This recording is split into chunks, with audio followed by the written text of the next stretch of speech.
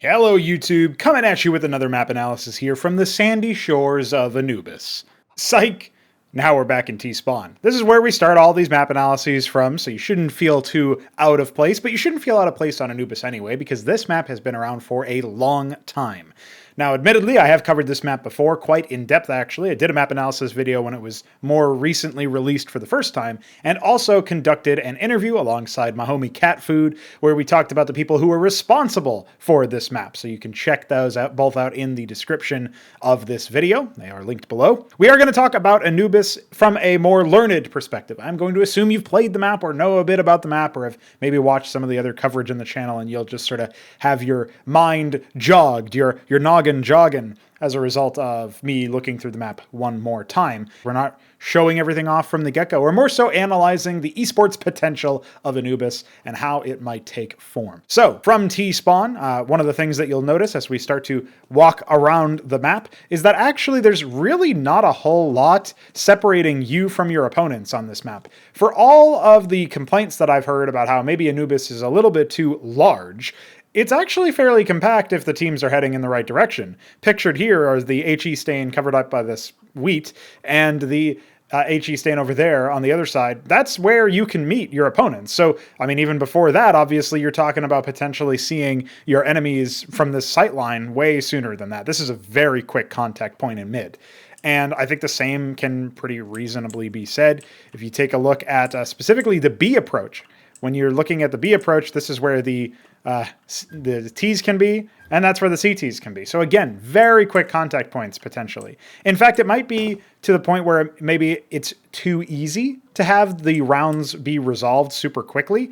You're going to see a lot of just by default, you're going to see a ton of utility usage that is just really, really hard to wrangle. When you're considering how, sometimes CTs have to do this performative thing where they always throw an incendiary at this location, or they always throw a flashbang or what have you. Yeah, you're going to be pressured a lot. Now, a place where it's a little bit different is, of course, the A-bomb site. Obviously, we're looking at the CT approach after about 10 seconds. It can also be a little bit closer to there, depending on your spawn.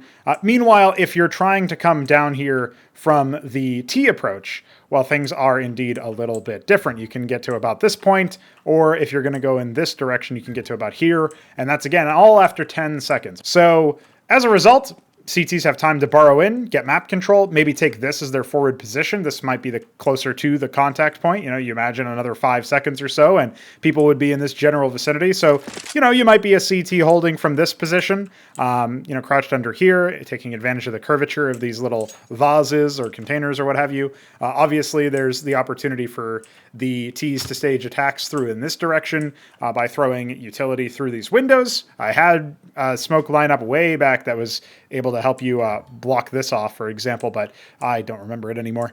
And as we're just sort of panning around the map, you should be able to get your bearings pretty easily. Probably the most interesting area of the mission, of the map, is the idea that you can just jump straight down here under into water. And as a result of going water, you can threaten the B-bomb site very quickly.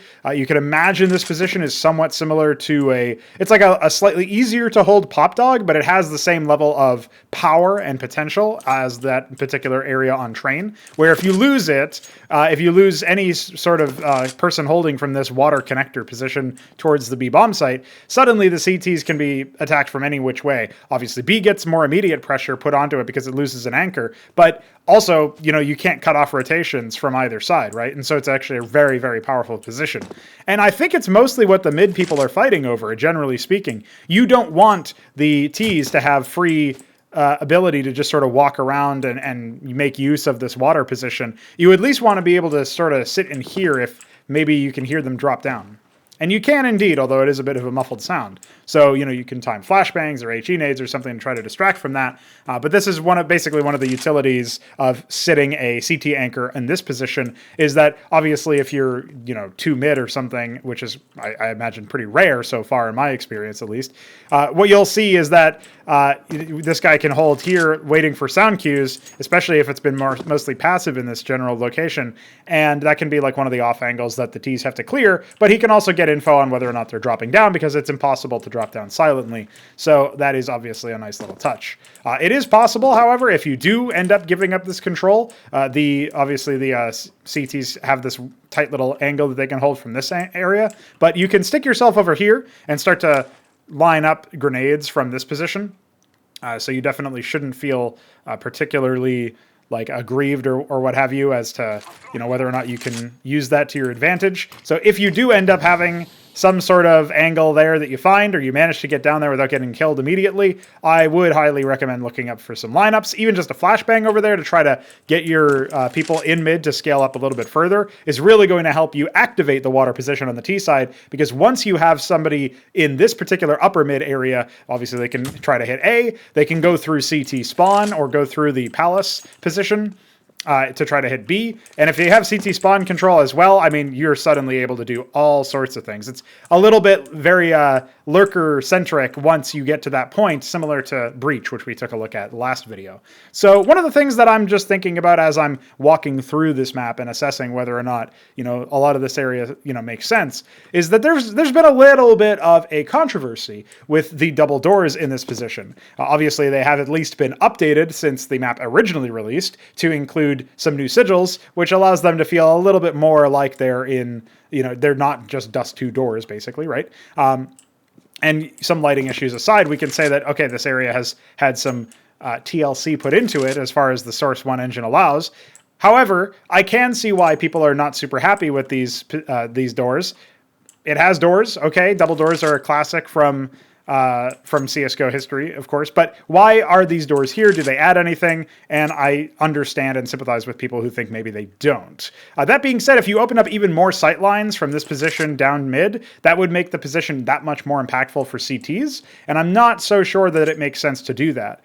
I could see an angle where you move this doorway over here, and then as a result of that, as you're coming in, you can either choose to try to contest this position or go further down. And then with this opened up from this particular angle, maybe you can go up through here, or maybe that's the only change that you make and it's just a matter of like how much do you want to hold or something. It still doesn't really justify the position too much, but it's one of those things where maybe if you make it a little bit more, I would say, accessible, you make it a little bit less redundant of an angle, then maybe that adds a little bit more gameplay towards holding mid. But I think the bigger issue with mid, generally speaking, is just that it's so easy to contest as a CT the map control that the Ts would normally be able to get in their first 10 seconds of running around. Remember that CTs themselves, obviously, and Roald knows this, he's a veteran level designer, so I'm not necessarily saying it for his benefit, but obviously CTs, they want to take a little bit more map control than they absolutely need to hold the bomb site for contingency. They want to be able to say, oh, I took an advanced position. I've got all the way over to this location so that if I get flashed off this angle, I can fall back into the bomb site some more and then start holding from the bomb site. Or maybe I can even be flashed off that angle and start to hold from this position or further back, in a more committed position where I can't fall back anymore eventually. And that's the point where I get pincered and it's a timed do or die fight, basically. That's where you think about like CT's trying to take control of top banana so that they can fall back from top banana to the very beginning of B side on Inferno and then fall all the way back to like, first and second oranges, emo, those positions. So that's where you really need to be a little bit careful, I would say, about how much control the CTs actually have relative to the Ts. If the CTs were able to take this and then fall back, maybe you could argue that's really, really powerful. But right now, it just feels a little bit awkward because it's not just that the CTs are able to take a lot of advanced map control, which is, in my opinion, a fine thing for a map to include. It's also that the Ts can take the same amount of map control. So you're basically having these like skirmishes or room for these skirmishes to exist in the map very, very quickly without really giving opportunity, I would say, for the CTs themselves to earn that map control or to even really fight over it properly. It's not like they can get dug in first, right? And so if you really want to get dug in as a CT position, you kind of have to be on the bomb site already, which neutralizes the advantage that you might have been able to get via the position over here. So just one of those things that you got to keep in mind when you're designing your layout and you're actually testing how fast it takes the Ts to make their moves over here. Because A doesn't have the same problem, you might even consider just shifting the spawns over. And now if they're over here, okay, they can get to water a little bit faster, but it takes them that much longer to get to mid, that much longer to get to the B skirmish zone as we approach to be. And as a result, the CTs now, they don't need the cover to be so simple. They don't need the lines of sight to be so powerful, because they can actually make a decision as to which part of the map they want to focus on holding. And as a result of that, like what kinds of things they have at their disposal, how can they use those tools to kill as many chickens as possible, because they shouldn't even be in this map because they're really just an annoyance. Anyway, aside from a chicken holocaust, one of the things you can look forward to on Anubis is the fact that it's an A map and it's not ancient. And what I mean by that is, indeed, if you do end up having a little bit of reprieve, if the T sides are a little bit on the passive side, or you simply flash them off, or you find whatever necessary nades are required in order to make sure that you stymie that early aggression, you can take CT positions, you can be flashed off of them or forced back, and you can still actually have some place to be forced back to, at least once or twice before you have to take a one and done fight. It's just not true on Ancient. You basically, it is mandatory for you to take this map control. Otherwise, you're in a really stupid position where as soon as the bomb site hit comes in, if you don't get frags, you basically save.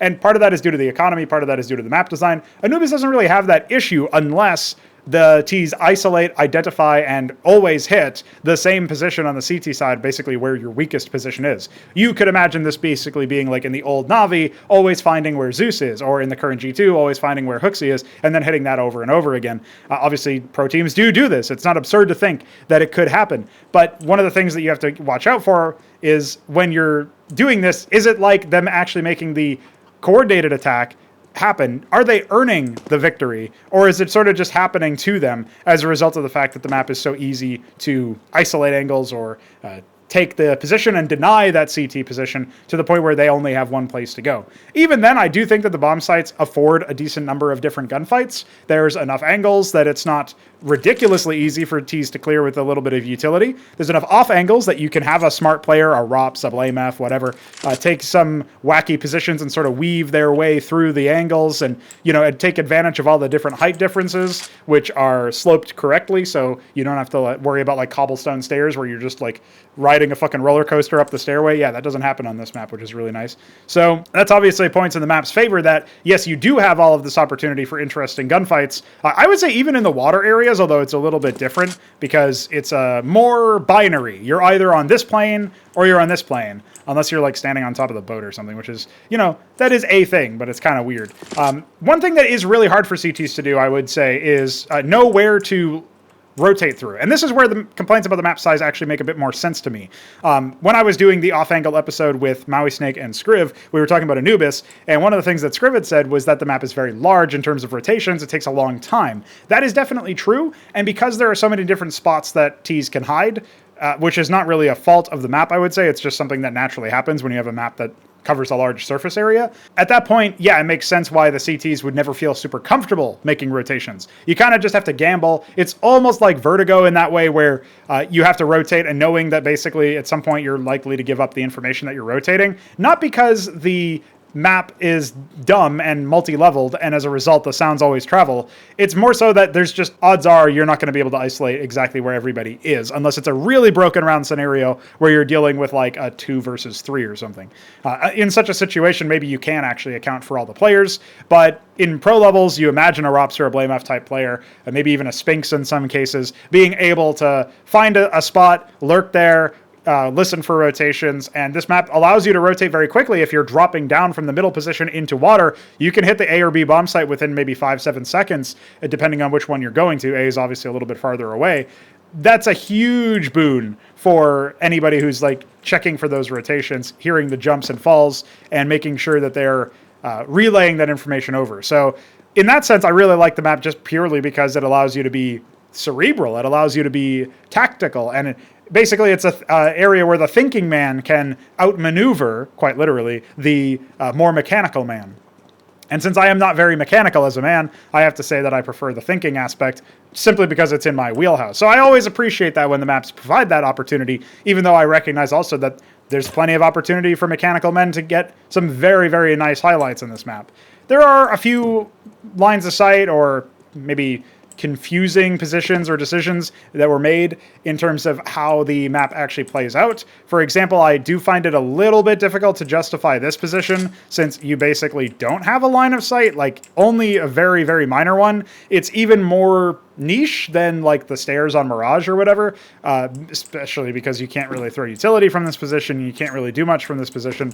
Now, apparently you can chuck, I imagine, some flashbangs through that, but it's awfully finicky. Just, oh, that's the rethrow button.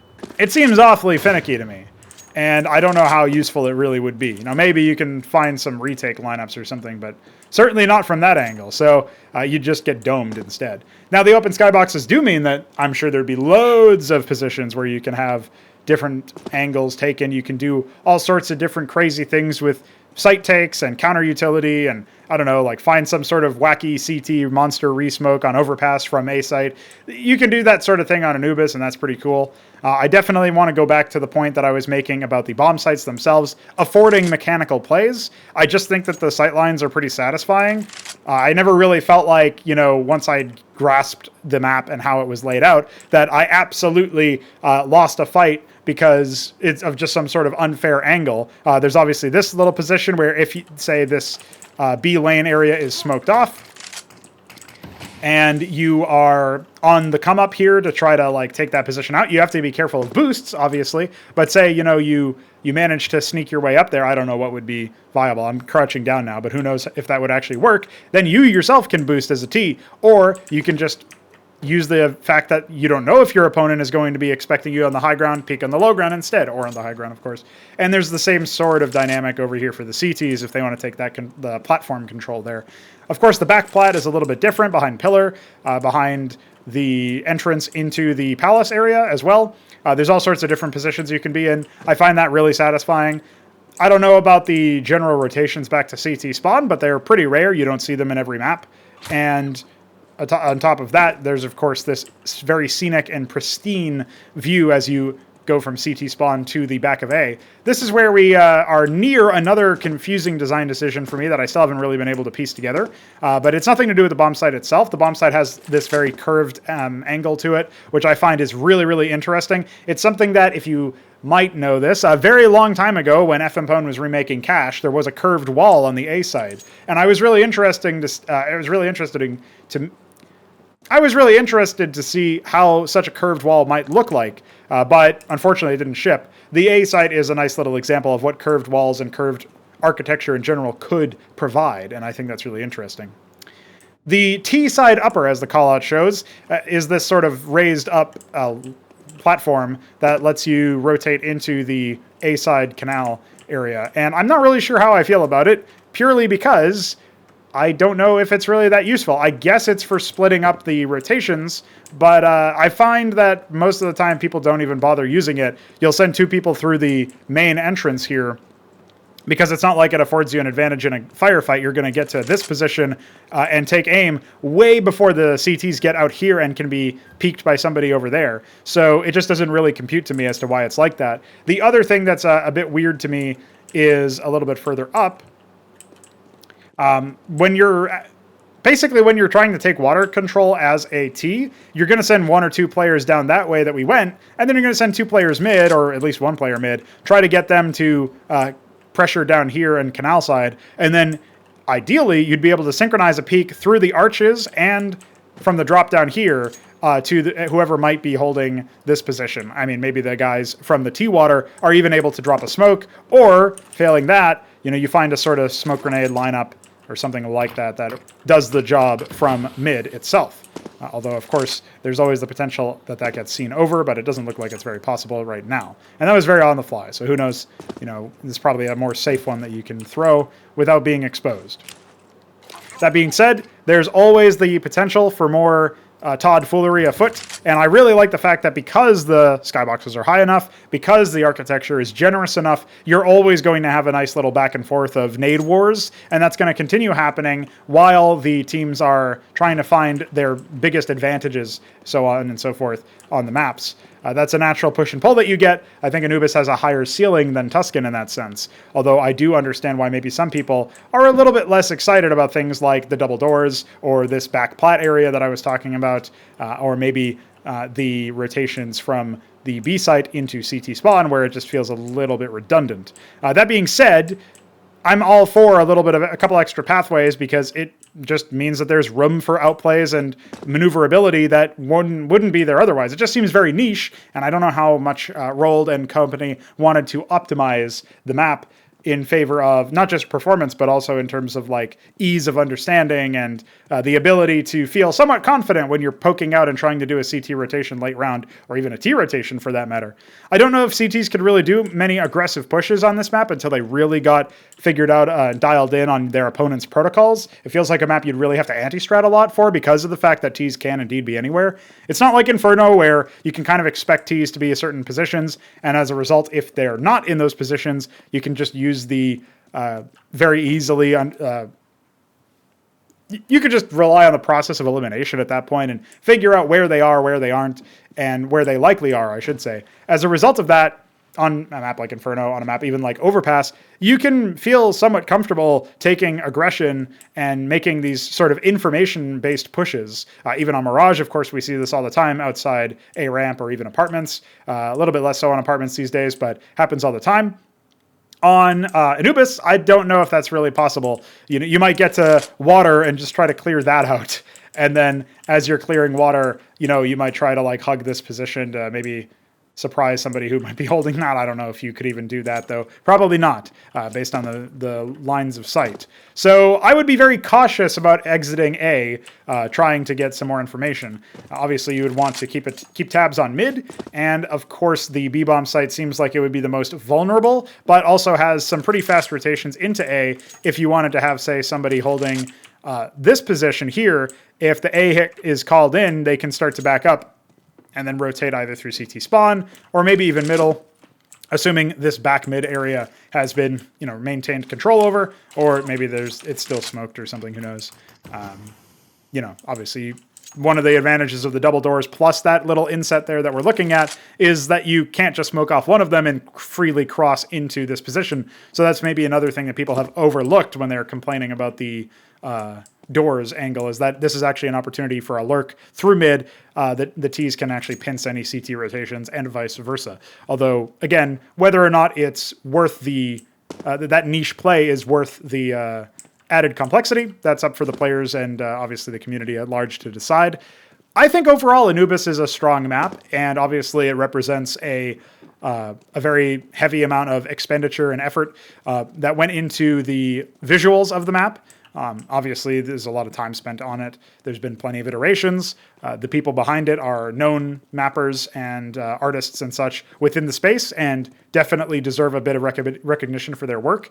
And I think the fact that everybody wanted this map back and that Valve actually added it back means that there's a good chance that this map is in contention for being added to a map pool, assuming that ever will change indeed. So I'm very much looking forward to seeing what happens with Anubis. I hope you guys have enjoyed this little more deeper dive down Anubis and what might be possible if you're really trying to theory craft how you would approach the map on a tactical level. I think the Ts have a lot of choices. I do think maybe the bigger problems with the map are that the rotations to B and mid from the T spawn, that timing is very quickly intertwined in terms of how easy it is for super early skirmishes to break out in the first 10 minutes. Maybe the biggest glaring flaw for me has nothing to do with the double doors or nothing to do with that TA platform area. It's more so that, again, those rotations between the CTs and the Ts, the timings of how they get to the B long position or the mid position, it's really hard to avoid those first 10-second scrappy little contact points. And while that might be great for the Zoomers out there who really just can't wait to shoot somebody again, it's not so great for having to set out the rest of the round and have it instantly be a 4-on-4 or 4-on-5 just 10 or 15 seconds in. I feel like it would contribute negatively to the map and make it feel a little bit random if that was consistently happening. Of course, to the pro level meta, maybe that doesn't happen. I don't know. But I can only speculate that it's just one of those things where you really have to keep watch on it super early on. And it's not like other maps don't have this. I just feel like the other maps, maybe they don't allow for it quite so freely. Maybe it's only limited to one area of the map, like Mirage Mid or something to that effect.